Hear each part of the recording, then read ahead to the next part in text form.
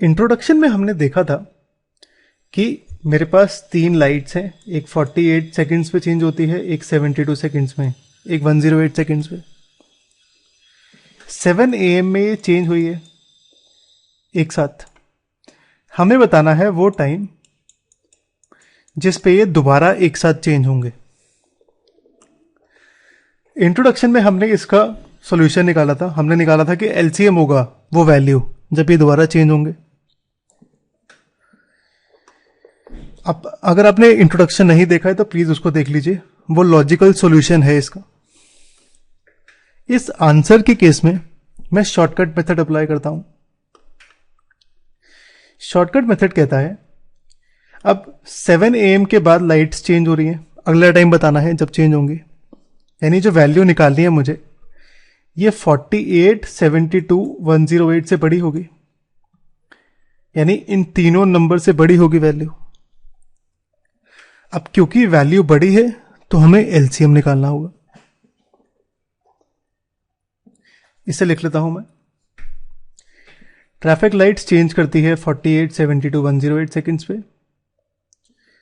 हमें टाइम निकालना है जब वो दोबारा चेंज होंगी। अब क्योंकि टाइम होगा 48, 72, 108 से बड़ा तो हमें एलसीएम निकालना है। तो हमें 48, 72, 108 का एलसीएम निकालना है। मेरा आंसर आ जाएगा। आइए निकालते हैं। एलसीएम निकालने के लिए मैं नंबर्स को कुछ ऐसे लिखता हूं।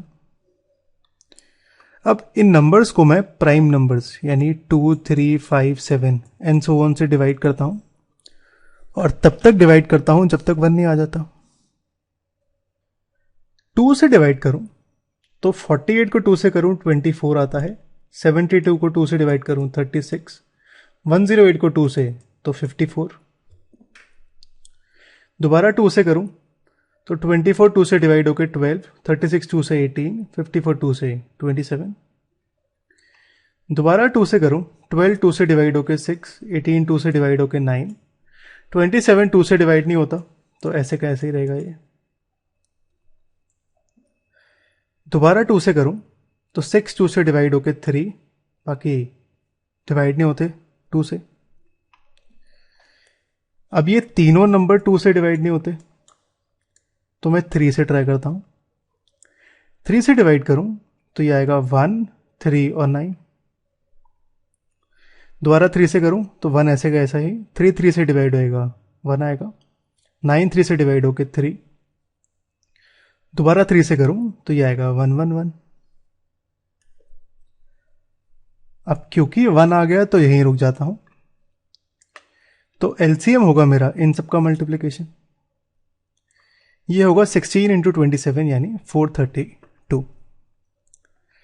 तो टाइम जब वो दोबारा चेंज होंगे वो होगा 432 सेकेंड्स।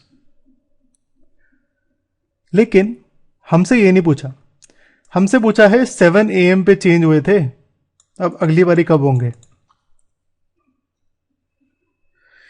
क्योंकि हमें 7 AM के बाद टाइम निकालना है तो इस 432 को पहले सबसे पहले मैं मिनट्स में कन्वर्ट करता हूं।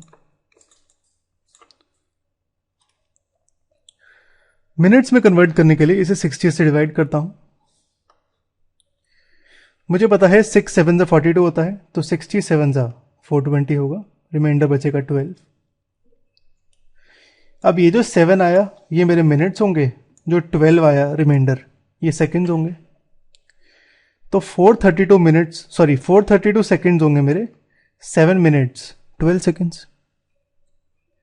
टाइम था मेरा 7 AM तो नेक्स्ट टाइम होगा 7 AM प्लस 7 मिनट्स 12 सेकंड यानी 7:07:12 AM।